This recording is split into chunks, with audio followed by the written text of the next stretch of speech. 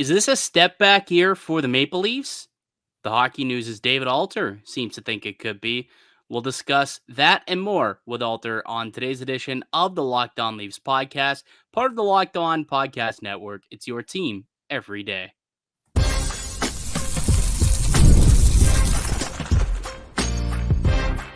You're Locked On Maple Leafs, your daily podcast on the Toronto Maple Leafs. Part of the Locked On Podcast Network, your team every day.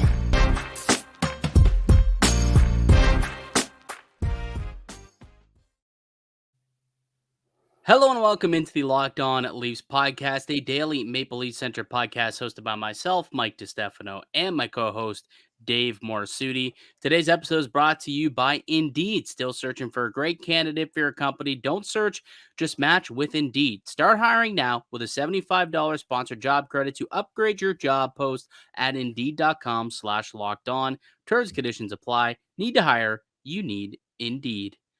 What's going on, Dave? How you feeling on a Tuesday? Not too bad. It's going to be we talked about it in the last episode, just a very quiet week on the sports calendar. Like Wednesday, there's not even anything we can refer to for Wednesday show. There's nothing going on. You've got sports. You've got the All-Star Derby, which is going on. You got the All-Star Derby. Is that tomorrow, the Derby? So the Derby happened Monday. Tomorrow, and then I think the game's Tuesday, and then there's just a break on Wednesday. Yeah, nothing. Oh, so the Derby would have happened yesterday, technically, for those who are listening. Yeah, Wednesday's going to be boring.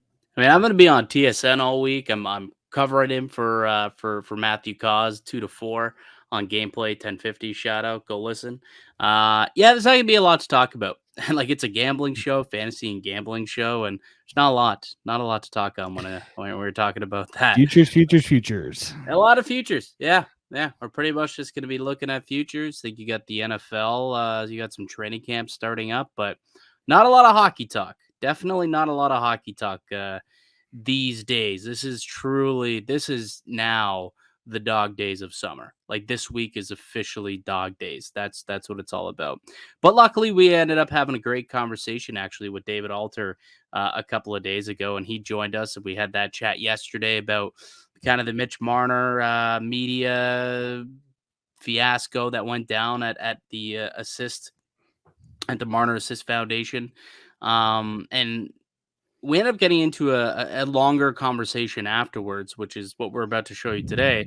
And it was more about what's going on with the Maple Leafs in the future. How does he feel this season is going to play out for Toronto? And he had a really interesting perspective. And essentially, David Alter somewhat thinks that this is going to be a bit of a step back and evaluate season for Toronto. It was a really interesting discussion. So why don't we get there?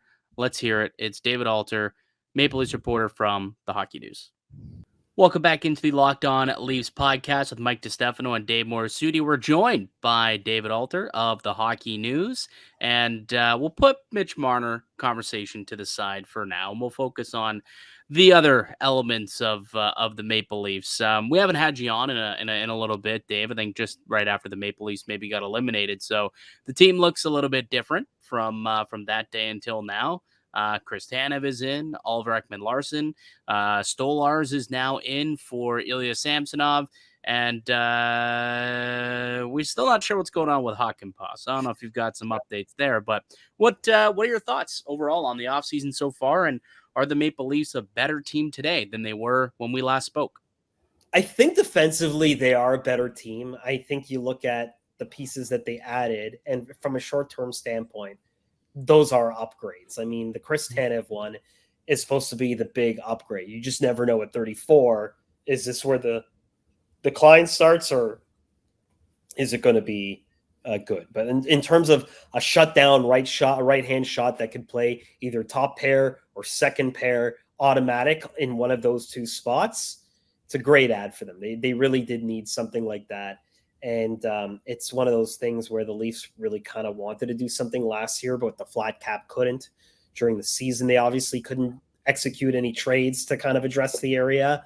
And you just kind of got a sense that the moment this player was available, to Brad Treliving, he was going to pull the trigger somehow and get it done. And he did. So there is that. The Oliver Ekman-Larsson one is very interesting to me because, he had that buyout. And when he spoke with us, he actually, I didn't do a lot of research on the Ekman-Larsson situation with Vancouver. Mm-hmm. But he said in that, when I asked him about the buyout, that when he was making as much money as he was there and like the role that he was occupying, like the last couple of years, he was playing through some like injuries. He said he was pretty beat up, but because of the money and all that other stuff, he felt this pressure to keep playing. Interesting. And then when he got bought out, and it's obviously a more of a minimal investment, it freed him.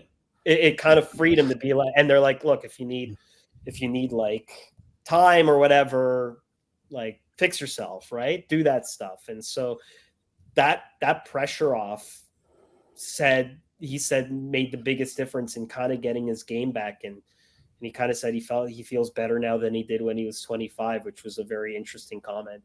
So there's that.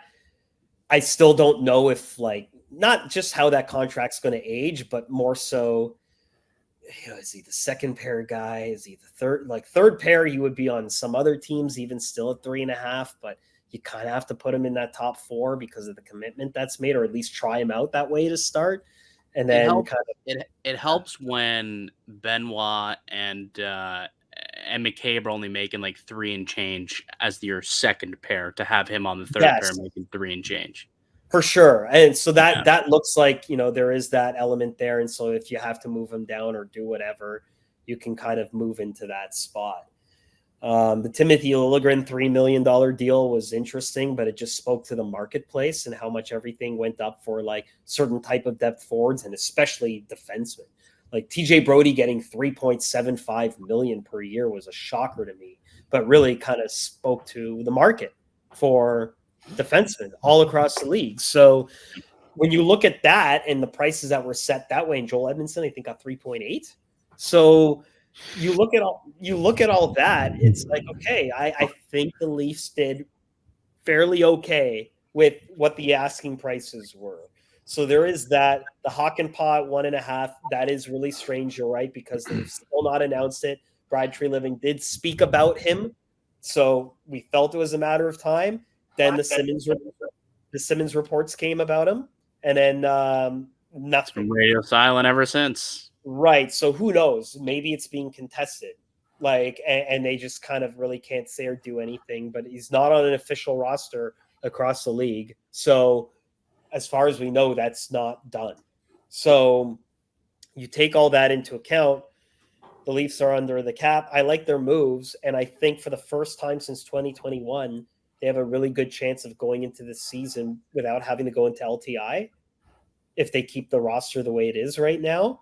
And that could actually benefit them in ways they probably couldn't before, because if you can stay like $1 million under the cap or whatever it is all season long, and then at trade deadline, you can add as much as $5 million to your team in terms of having to add guys instead of doing double retention, or you can do double retention and add even more guys. Right. So I think in this crazy year of transition, they've improved the defense. The forwards are kind of the same, but I think the real bread and butter of this Leafs team is going to be, this is my prediction, is if everything kind of stays status quo, there's a whole year of transition going on right now that they can just kind of see where they're at as the season goes along and accrue cap space by avoiding LTI. And then if it looks like they're gangbusters, really load up that team without having to give up much for a run. What do you think also, when we talk a lot about the defense, but also the goaltending, like how do you think that kind of looks, especially not just with bringing Anthony Stolarz, which seemed like a formality when we heard the 2 names, but also Matt Murray coming back as well. I had heard whisper a year ago that the Leafs were interested in bringing Murray back. Like they really loved him.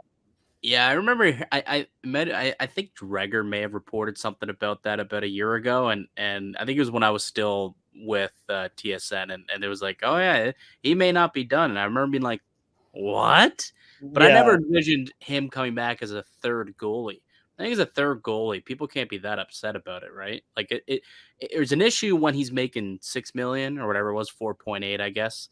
Right. That's an issue when he's taking up that amount of cap space and sitting on LTIR and not allowing you to accrue. But at what, 875? It's a no-brainer third goaltender, in my opinion. It's an upgrade on Martin Jones if he's healthy.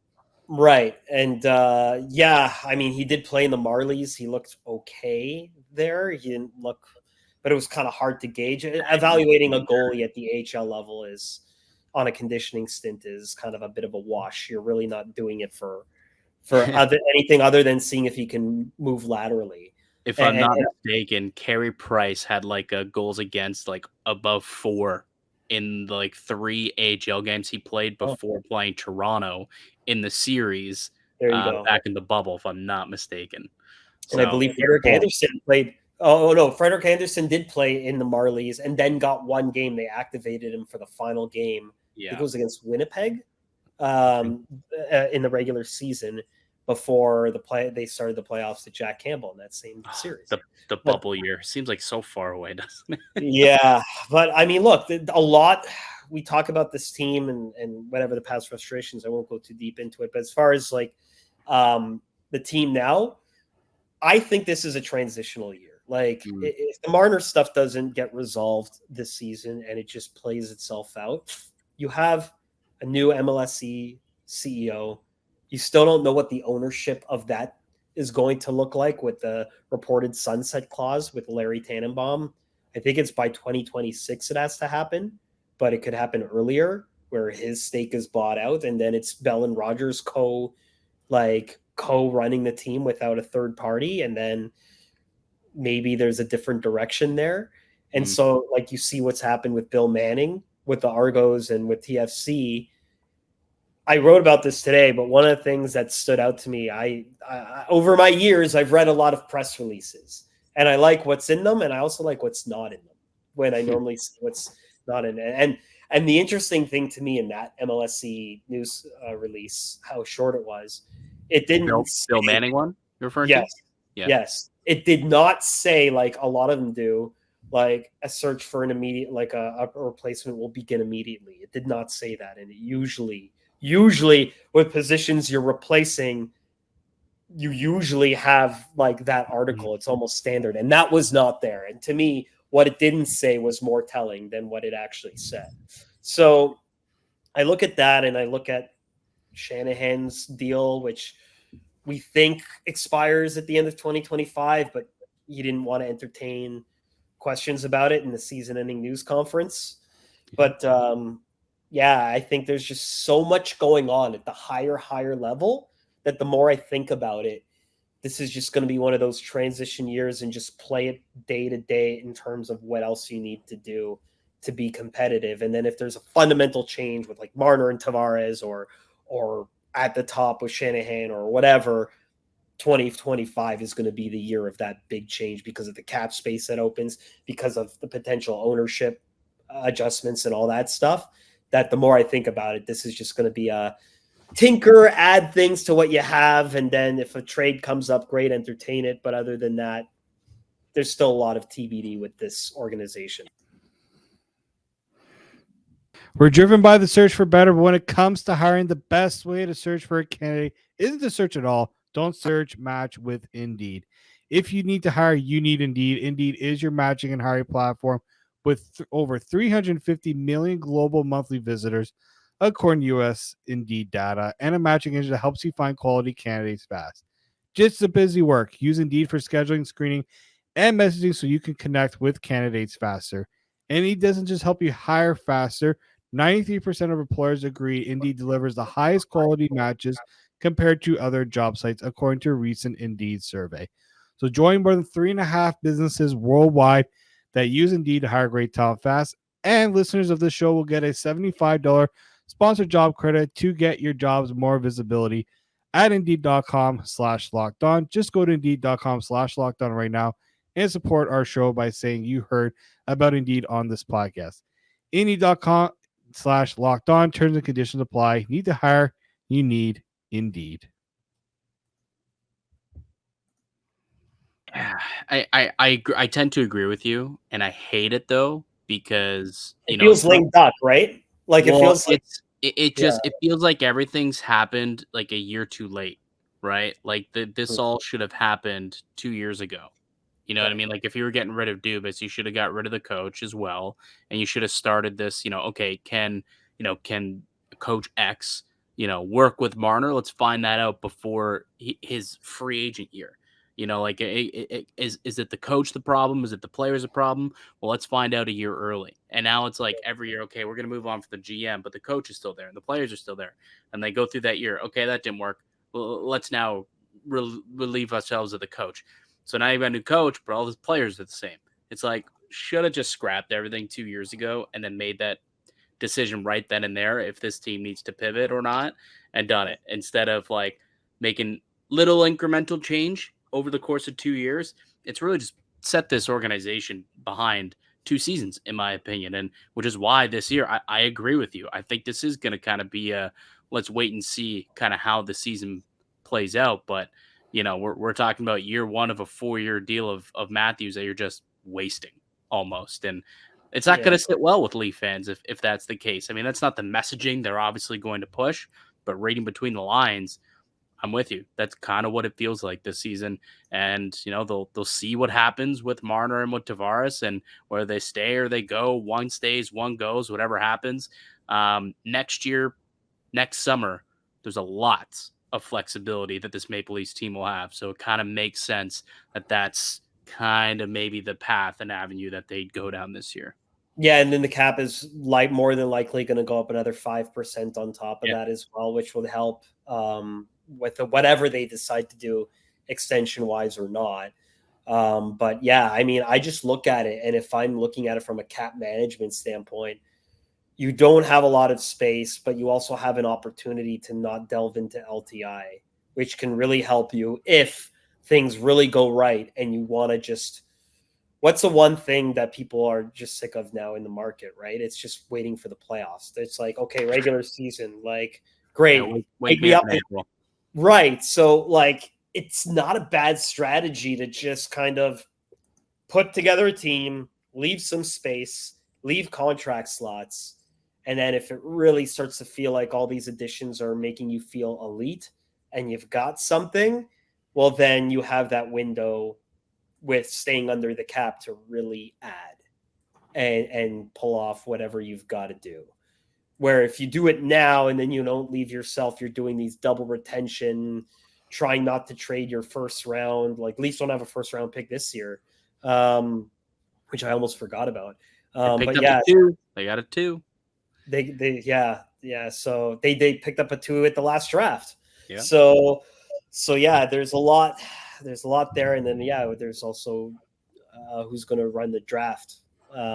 Probably Derek Clancy or somewhere there. That's something else we haven't talked about. But yeah, so there's a lot of different kind of things kind of going on. And it just seems like after the Dubas thing, like with Wes Clark and other staffers, that everything has just been like a slow roll transition, a trickle down before things really kind of fully change. Like to me, it's like the defense is the real full mark of this is Treliving's team, but it's still not really fully his team. I'm still curious to see like what he could do with like the slate clean and doing things his way, but it's Shanny's team. And so it's, like to me, a lot feels the same, even though Treliving is there, but he's sprinkled in his little flavor of it. I want to ask you one more question, then we can let you go. And it's just because you brought this up, and I am curious actually, because you're around the team and you were at development camp, if I'm not mistaken, correct? I was for 3 of the 5 days. So was there any indication, because I think I had read that Wes Clark was in attendance at development camp and then 2 days later gone and in Pittsburgh. Like, was there any indication of that happening? Was there whisperings of that happening? Like you being so intertwined with the team and the day-to-day ongoings, like did that catch you off guard? Certainly caught Dave and I off guard. I was a bit surprised, but in the days that I was there, I didn't see him. And I just figured maybe like he didn't have to be there. Like it didn't raise suspicion to me, right? Like I thought he It's was. not- I thought I had read someone said he was spotted there. He might have been, but I Yeah. didn't see him. But I didn't look for him. Like, it wasn't one of these things where it's like, oh, that's weird. He's not there. Like, he might be there, but like, once they're drafted, yeah, he can be there and look at all that stuff, but he doesn't have to. A lot of his responsibilities were picking the thing, right? Like, once it's there, you don't have to be that visible. You're there, but you're there. But yeah, it is a bit of a surprise because all these contracts usually expire July 1. So the only other thing I could see is if he was operating without a contract, or if he did have anything. The one thing that really stood out in that press release is they gave him a vice president title. Mm-hmm. And usually when you're trying to pry or like there's a gentleman's agreement around the league that if the position is deemed higher, you let them go. And in the case of Wes Clark, he wasn't the highest in the pecking order of player development. So there wouldn't be any sort of like, no, we're keeping him and we're going to stunt him there because he's overseeing it all now. He's Derek Clancy. He's Haley Wickenheiser. Like, he's all that in Pittsburgh now. So it's a very different position. As far as him going, I don't think it surprised anyone at all when it was actually announced or whatever. The timing of it, sure, but maybe I slipped through that one. I didn't really look too closely at who was watching at that point, but I don't remember. I can't spot. I know Tree was there. I saw Shanahan there. Obviously, Haley was on the ice. Well, whether he was there or not, like, isn't even really, all that necessary. But it's the fact that I went through the draft and there was just like no nothing, and then all of a sudden it was like, oh, Wes Clark appears to be leaving the Maple Leafs. 2 minutes later, Wes Clark is now the VP of the Pittsburgh player personnel. So he might have been operating with something, and then they just let him go because there was a higher position. But it's a higher position, so it's not one of these things the Leafs would have ever stood in his way if he wasn't. But and just like how the Leafs didn't do the Calgary thing and make Kyle Dubas wait until July 1 before he could be president of the Pittsburgh Penguins, right? Like, they let him speak right away and do his thing, and they didn't stand in the way. Where it's very different sometimes, like you're hearing about what happened in Columbus now with Todd McClellan and like not being able to get a deal or an arrangement done with the LA Kings. Yeah. And a lot of that is compensation. Like, that happened. So dumb, so bogus that's part of how they go about things like this nowadays. Probably they're considering circling back on Pascal Vincent now. Well, I think that was a fake tweet. I hope so. I got fooled by that. I hope that was. I looked. It was like Brain Hedger instead of Brian Hedger, and I was like, oh. But that the old Twitter for you algorithm is hard to avoid. But anyway, going back to your point, the reason why that stuff happens now, it's not that the team is just willing to holds a grudge and wants to keep them. It's that they don't want other teams getting high-priced staff at a discount. So it's like, if you're going to take him, come close to what we were paying him. Yeah. Don't think you can pay him like $1 or $1 million when he's making $5, and we'll just cover the difference and let him go. So that's what happens there in those situations. That's why Columbus had to wait till July 1 when they initially announced Babcock, because MLS was given an inch to announce it earlier because of the price difference. If I were coaches, if I would I'm assuming there's there's the player association. I'm assuming there's some sort of coaches association. There is a coaches association, but it's kind of toothless. I would probably try and argue that it just becomes a 50-50 thing. Like, realistically, there's got to be a way where the team has to offer 50% of what they're making, and then they just, because either way the other team has to pay him. Like, regardless, there used to be compensation. Remember, they used to have to give draft picks. Yeah, like Tortorella, and then that created more problems. That created Columbus and Vancouver, right, when they got Tortorella. Yeah, so it was like and Toronto when they got Babcock, didn't they? He was out of contract, I think. Yeah, he was done his contract. Was he? Okay. Yeah, his contract. It was either him or Lamoriello. I thought that the Leafs were The Lamoriello one actually sounds familiar. Possibly Lou. Yeah, possibly Lou. But Lou had actually been demoted like a week prior. They gave him like a symbolic role within the Devils. Mm-hmm. It was like a week or two prior where they like took away the GM stuff. And then that's when he got that job in Toronto. But yeah, they used to, is a 3rd-round pick for Lamoriello. I just looked. right. So they used to have that, and apparently that created problems because it wasn't even that like they had to give compensation. The team still had to agree to, and they got the compensation. So then they started taking it away because teams that were getting the staff, it's like, well, if they still have to give us permission, why are we giving them anything? Yeah. Like if I'm giving them something, I don't want to ask them permission. That was the problem. So that's why they just scrapped it entirely. I don't know how you go about it. It's the same in the NBA. It's the same in a lot of these things because even though you've been dismissed or relieved from your duties, you're still technically an employee. Fun story. I remember when Randy Carlyle was dismissed, he had a year left on his deal. And I saw him in Anaheim, like in the press box. And like it actually said his credentials said Toronto Maple Leafs because he got in under them because his way of getting in was he was territory of the Leafs. Even though he wasn't doing the coaching role, he had under the Toronto Maple Leafs. I think it said scout or something like that. But even though that wasn't official, that's how they had to designate him for a press box seat or for like a scout seat for that game because he has ties to Anaheim and wanted to go. So I remember when I saw that, I was like, huh. I'm like, okay, that's kind of nice little like behind the scenes of how that works when you do have term like what the teams. It never happens, but a team can reassign you based on whatever, but just out of respect, they wouldn't do it, right? Well, like they relieve you of your coaching duties, but now you're going to be an area scout for whatever. Yeah, but he wasn't actually scouting. They just like wrote it in like as one of these things. But yeah, I remember seeing like in TV stuff, like network contracts where like technically if they wanted to, they could recall you and be like, we want you to be coach or whatever again and recall you and we're paying you to be that so you can. I do believe that they would have to. Like if the team was stubborn enough, they could do it. But I just don't think out of respect and recruiting, I don't think any NHL team would have the gall to ever do it. No, I'd just be embarrassed. Like to go back to the Pascal Vincent thing, that'd be embarrassing. Right. Like, actually, we can't find anyone, so come on back. There's no chance. But legally, I do believe they could do it. Interesting. It's just it would be embarrassing because like, yeah, they're paying you to be the coach, whether they choose to or not.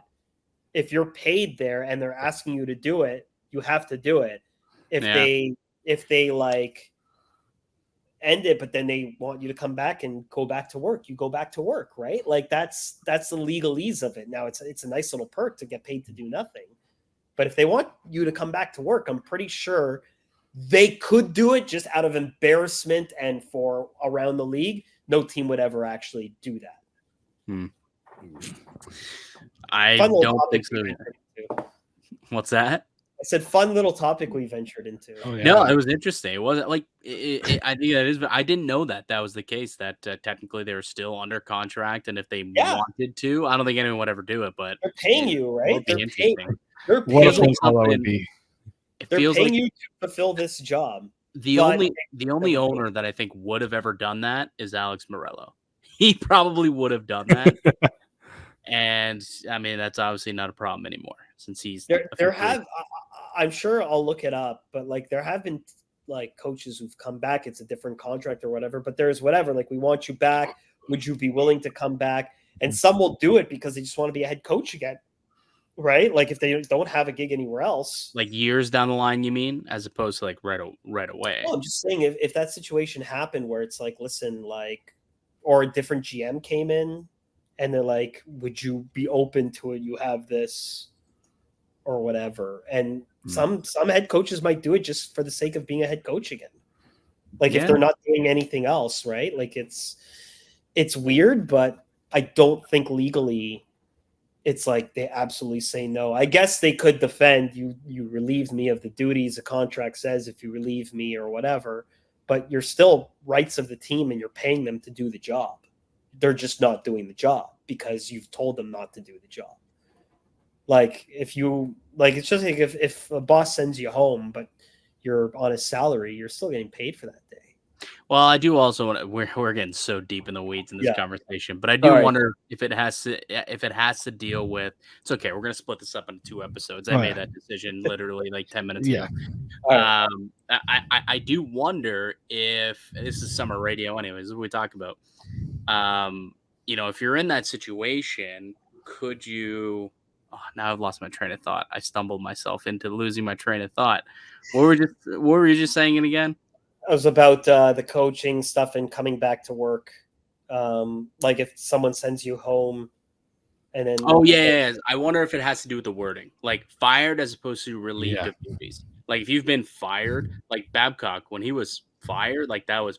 Mike Babcock has been fired by the Toronto Maple Leafs. Like I'm pretty sure that's how it was kind of worded, wasn't it? Really? I have to look. I don't remember if it was actually written that way. Well, I wonder if that's the difference, right? Right, if that's the difference, if someone is fired as opposed to just relieved of his... He got paid for the whole thing, so it's different. Maybe the Columbus one was a little bit different, but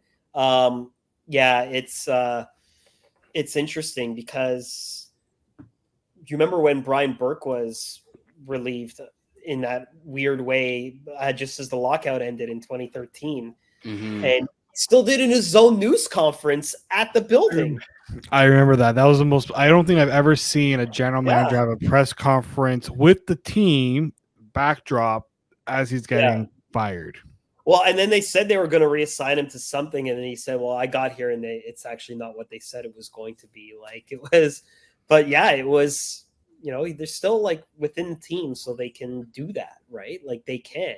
And a lot of times when you see like an exec kind of moved over to like whatever symbolic, a lot of times it's because they still have money on their deal.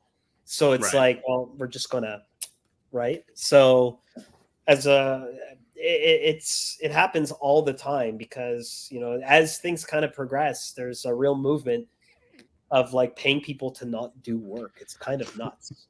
So no one pays me to do work, and now people are trying to pay people not to do work. What the hell? I'm in the wrong business.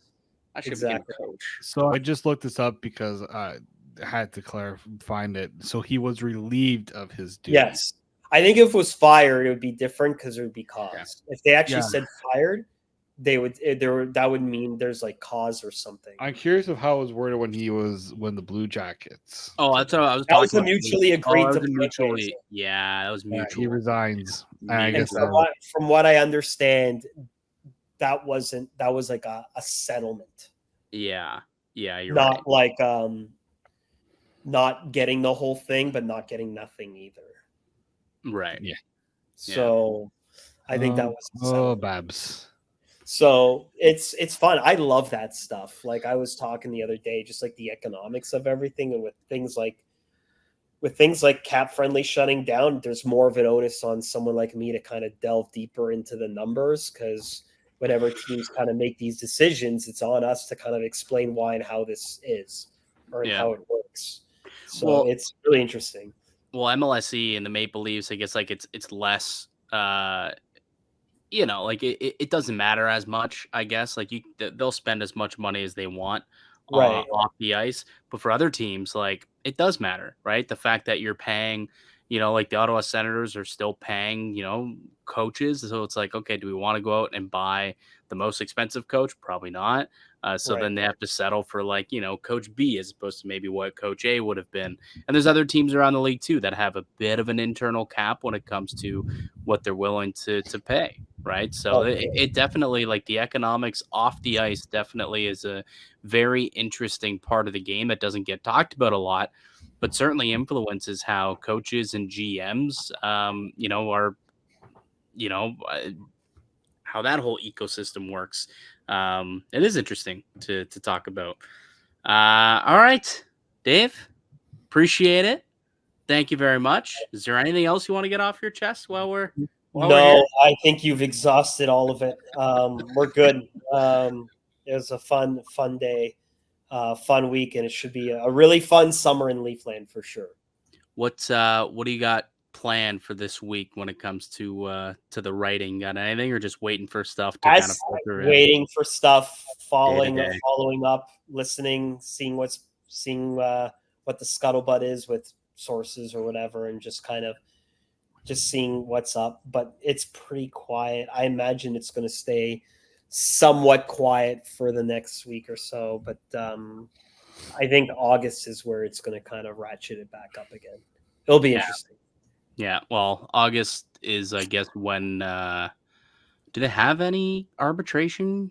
I just Dewar. Yes, Connor Dewar is eligible for arbitration. I don't see that being too acrimonious like the Ilya Samsonov one was. But yeah, they're going to have to be mindful of trying to stay under the cap. The cap number that's out now with the sites that do it is not an accurate reflection, because like a lot of them put 3 goalies on, and they're obviously not going to carry 3 goalies. No. So like yeah, exactly. And there was 9 defensemen. I actually had someone from one of the cap sites, when I pointed it out in one of my initial articles about that staying under the cap stuff, he's like, you could have just told me that I had 9 there. I just updated it. I'm like, okay, I'll put the update in. But I wasn't doing it to call you out. I was doing it to just tell readers when they look at stuff that when you're looking at cap numbers, it's not always in the context of how they actually manage it. Yes, right. Educational. David Alter, educational as well. God's work. Doing God's work for everyone. Absolutely, everybody. The grinder, the true grit grinder. The true grit grinder of Maple Leafs media. Dave the Grinder Alter. Yeah. All right, buddy. Really appreciate you taking the time to join us, man. You got it. Thank you.